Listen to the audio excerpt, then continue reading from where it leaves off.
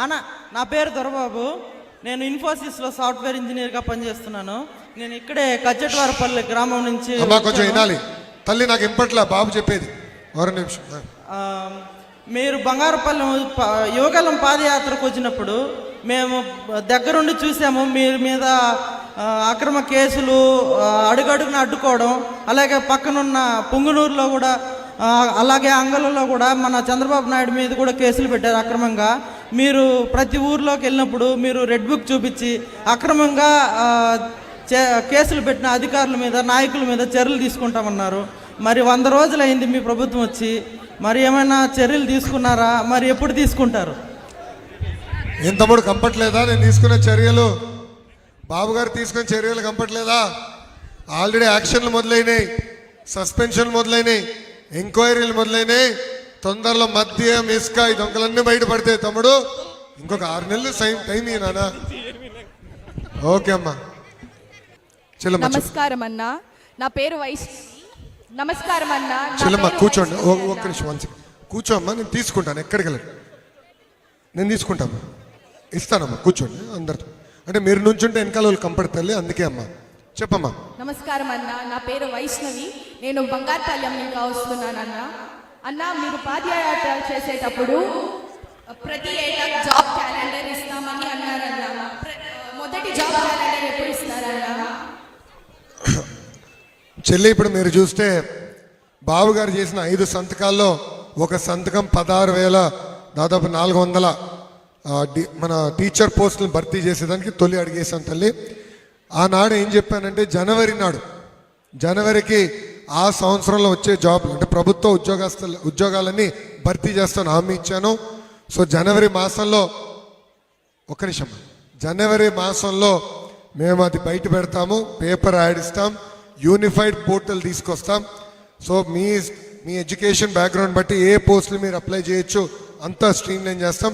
Vacancies అన్ని ఒక పద్ధతి ప్రకారం నోటిఫై చేస్తాం తల్లి. 5 సంవత్సరాల్లో పెండింగ్ పోస్టులని భర్తీ చేసే బాధ్యత మేము తీసుకుంటాం తల్లి. సో హామీకి ఇప్పుడు కూడా నేను కట్టుబడి ఉన్నాను అన్న. అలానే 20 ప్రైవేట్ జాబ్స్ ఇస్తామని అన్నారు, అది సాధ్యమా అన్న? ఎందుకంటే జగన్ మళ్ళీ వస్తారని పారిశ్రామికవేత్తలు భయపడుతున్నారు. అలాంటి పరిస్థితుల్లో మళ్ళీ ప్రైవేట్ జాబ్స్ సాధ్యమా అన్న? చెల్లి, మంచి ప్రశ్న అడిగావమ్మా. 20 లక్షల ఉద్యోగాలు కల్పించచ్చా? 100% కల్పించవచ్చు. ఎందుకో నేను చెప్తా. బాబు గారు అంటే ఒక బ్రాండ్. బాబు గారు అధికారంలోకి వచ్చారు, బాబు గారు ప్రభుత్వ అధికారంలోకి వచ్చిందంటే పెట్టుబడులు పెట్టేదానికి పెద్ద ఎత్తున పారిశ్రామికవేత్తలు ఈరోజు ఆంధ్ర రాష్ట్రంకి వస్తున్నారు. టాటా లాంటి సంస్థ చైర్మన్ గారే బాబు గారితో ముఖాముఖి మీటింగ్ పెట్టుకుని ఆంధ్ర రాష్ట్రానికి పెట్టుబడులు తీసుకొచ్చేదానికి ఒక టాస్క్ ఫోర్స్ పెట్టుకుందాం, దాంట్లో నేను భాగస్వామి అవుతా, కోచర్ అవుతానని చంద్ర గారే చెప్తాం జరిగింది తల్లి. సో ఉద్యోగాలు ఉపాధి కల్పించాలి తల్లి. ఇంకెన్నాళ్ళని పక్క రాష్ట్రాలకు వెళ్తాం, ఎన్నాళ్ళని తమిళనాడు, కర్ణాటక, తెలంగాణకి వెళ్తాం తల్లి. వాళ్ళు మన రాష్ట్రం వైపు చూసే విధంగా చేయాలి తల్లి. దానికి ఉద్యోగాలు ఉపాధి కల్పించాలి తల్లి. కానీ మీరు అన్నట్టు పారిశ్రామికవేత్తల సందేహం ఉంది, పొరపాటున మళ్ళీ ఫేకు జగన్ వస్తే మళ్ళీ మా పరిస్థితి ఏంటని. దానికి ప్రజలే సరైన గుణపాఠం మొన్న చెప్పారు, వచ్చే ఎన్నికల్లో కూడా చెప్పాల్సిన అవసరం ఉంది తల్లి. ఎందుకంటే చాలా నష్టపోయాం. ఆంధ్ర రాష్ట్రం ఇప్పటికీ చాలా వెనుకబడింది. 5 సంవత్సరాల్లో తలసరి ఆదాయంలో తెలంగాణ ఏమో స్పీడ్గా ముందరికి వెళ్ళిపోయింది. మనం పోటీ పడాలి. దక్షిణ భారతదేశంలోనే అతి తక్కువ తలసరి ఆదాయం ఆంధ్ర రాష్ట్రం తల్లి. చాలా బాధ వస్తుంది. సో పెట్టుబడులు తీసుకురావాలా, కంపెనీలు తీసుకురావాలా, స్థానికులకే ఉద్యోగాలు ఉపాధి కల్పించాలి.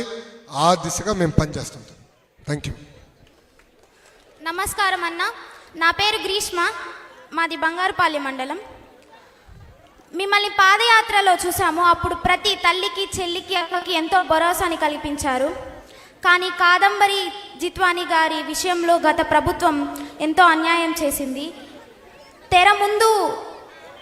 తెర ముందు అన్యాయం చేసిన వాళ్ళే కాకుండా తెర వెనక ఉన్న వారిని కూడా శిక్షిస్తారా? అలానే ప్రతి చెల్లికి భరోసా కల్పించేందుకు ఎటువంటి కార్యాలు చేపడుతున్నారు? అమ్మ, రెండో ప్రశ్న మొదటికి సమాధానం చెప్పాల్సిన అవసరం. ఈరోజు విద్యాశాఖ మంత్రిగా నేను మీ ముందర నుంచుంటున్నా. ఆనాడు అడుగడుగున పాదయాత్రలు నేను చెప్పా, కేజీ నుంచి పీజీ వరకు విద్యని బలోపేతం చేయాలి, కరికులంని బలోపేతం చేయాలి, కేజీ నుంచి పీజీ వరకు ఒక moral responsibility, social responsibility, civic responsibility తీసుకురావాలని చెప్పా, కరికులంలో ఉండాలని చెప్పా, మహిళల్ని గౌరవించాలనేది నరాలు ఎక్కించాలి, అప్పుడే సమాజంలో మార్పు వస్తుందని చెప్పా తల్లి. అది మేము వచ్చే సంవత్సరంలో అకాడమిక్ ఇయర్లో మేము ప్రవేశపెట్టబోతున్నాం. బలమైన చట్టాలు ఇప్పటికీ ఉన్నాయి తల్లి, కానీ ఆ చట్టాలని గతంలో అమలు చేయాల. గత ప్రభుత్వం ఆ చట్టాలు కొంతమందికి చుట్టాలాగా మారినాయి తల్లి. దానివల్ల ఇలాంటి ఘటనలు జరిగినాయి.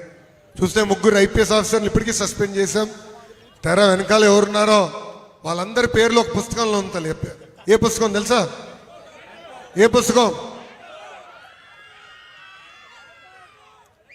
ఆ ఎర్ర బుక్కి ఈ మధ్యన జగన్మోహన్ రెడ్డి గారికి నిద్ర రావట్లేదంట. ఏ ప్రెస్ మీట్లో పెట్టినా ఎర్ర బుక్ గురించి మాట్లాడుతున్నా. మళ్ళీ ఫేక్ జగన్ గారికి చెప్పదలుచుకున్నా. నేనేం చెప్పాను తల్లి, బంగారుపాలెం మీటింగ్లో నేనేం చెప్పానంటే, ఏ అధికారులైతే చట్టాన్ని ఉల్లంఘించి ప్రజల్ని, కార్యకర్తలు ఇబ్బంది పెట్టారో వాళ్ళని నేను వదిలిపెట్టానని చెప్పిన. దాంట్లో భాగంగానే యాక్షన్ తీసుకున్నాను తల్లి.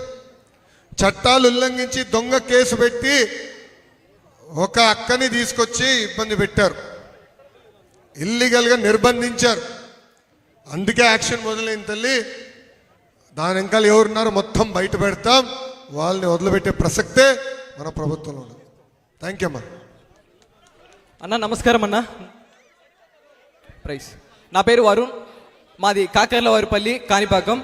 నా యొక్క ప్రశ్న ఏంటంటే, మీరు ఆంధ్రప్రదేశ్ రాష్ట్ర ముఖ్యమంత్రి వర్యులు, రెండోది ఏంటంటే మీరు ఐటీ పరంగానైతేనేమి, రెండవదిగా ఈ యొక్క దీని పరంగానైతేనేమి మన యొక్క రాష్ట్రానికి, ప్రత్యేకించి మా యొక్క చిత్తూరు జిల్లాకి ఎలాంటి పరిశ్రమలు తీసుకొని రాబోతున్నారు? తమ్ముడు, చిత్తూరు జిల్లాకి ఆనాడు చంద్రబాబు నాయుడు గారు అధికారంలో ఉన్నప్పుడు కూర్చోండి, ఎలక్ట్రానిక్స్ మ్యానుఫ్యాక్చరింగ్ సంస్థలు తీసుకొచ్చాం. మన రేణుగుంట, తిరుపతి ఎయిర్పోర్ట్ బయట TCL అలాంటి అనేక పరిశ్రమలు అక్కడ ఆనాడు పెట్టుబడులు తీసుకొచ్చాం, ప్రొడక్షన్లోకి వచ్చినాయి. ఇప్పుడు నేను ఎలక్ట్రానిక్స్ మ్యానుఫ్యాక్చరింగ్లో చిత్తూరు జిల్లా భారతదేశానికే కాదు ప్రపంచంలో నంబర్ 1 నిలబడాల లక్ష్యంతో నేను పనిచేస్తాను. ఆల్రెడీ అనేక మందితో నేను మాట్లాడా, పెట్టుబడులు తీసుకురావాలి. కానీ గత ప్రభుత్వం చేసిన పొరపాటు వల్ల, తప్పిదాల వల్ల వాళ్ళ కొంచెం కాన్ఫిడెన్స్ తగ్గింది. ఆంధ్ర రాష్ట్రం వైపు వాళ్ళు చూడట్లే. సో బతిమలాడో ఏదో చేసో వాళ్ళు తీసుకొచ్చే బాధ్యత మేము తీసుకుంటాం. రెండో విషయం, కేంద్రంలో కూడా మోడీ గారు ఆంధ్ర రాష్ట్ర వైపు ప్రత్యేక శ్రద్ధ పెడుతున్నారు. ఆయన స్పెసిఫిక్గా కొంతమందికి చెప్పారు, లేదు ఆంధ్ర రాష్ట్రం మీకు ఎలాంటి దోకా అవసరం లేదు, మంచి ప్రభుత్వం ఉంది, చంద్రబాబు నాయుడు గారు ప్రభుత్వం ఉంది, పెట్టుబడులు అక్కడ పెట్టండి అని కూడా చెప్తాం జరిగింది. So we are in safe hands. Double engine ప్రభుత్వం కదా, కేంద్రంలో మోడీ గారు, ఆంధ్ర రాష్ట్రంలో బాబు గారు ఇద్దరు కలిసి అభివృద్ధి ట్రైన్ని స్పీడ్లో పెట్టే బాధ్యత మేము తీసుకుంటాం. ఓకే అన్న, థ్యాంక్ యూ సో మచ్ అన్న. మరొక ప్రశ్న ఏంటంటే, చాలా మంది మన యొక్క ఆంధ్రప్రదేశ్ రాష్ట్రంలో ఉపాధి కోసం అటు తర్వాత చెన్నైకు, అటు తర్వాత బెంగళూరుకు, అలాంటి పట్టణాలకు వెళ్తూ ఉంటున్నారన్నమాట. అలాంటి వారికి మీరు ఏ విధంగా భరోసా ఇవ్వగలుగుతున్నారు? కర్ణాటక, తమిళనాడు, తెలంగాణ ప్రజలు ఉద్యోగాల కోసం ఆంధ్ర రాష్ట్రానికి వచ్చే విధంగా పెద్ద ఎత్తున పెట్టుబడులు తీసుకొస్తా. ఐటీ రంగంలో నేను తీసుకొస్తా. 1 ఇయర్ నాకు టైం తమ్ముడు. మీరు చూస్తారు రాబోయే 6 నెలల్లో ఎలాంటి పెట్టుబడులు రాబోతున్నాయో, ఎలాంటి ఐటీ కంపెనీలు ఆంధ్ర రాష్ట్రానికి రాబోతున్నాయో. మన నిరుద్యోగ యువకులకి మన రాష్ట్రంలోనే ఉద్యోగాలు, ఉపాధి కల్పించే బాధ్యత నేను తీసుకుంటాను. Thank you. హలో, కార్యకర్తలు ఆగబ్బా. హలో, నా పేరు భానుమతి, మాది ప్లీజ్ అమ్మా, మాది పూతలపట్టు మండలం.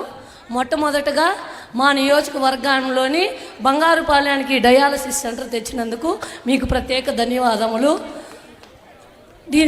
మా నియోజకవర్గంలో ఈ బంగారుపాలెంలో ఉన్న డయాలసిస్ సెంటర్ వచ్చినందుకు చాలా సంతోషం సార్.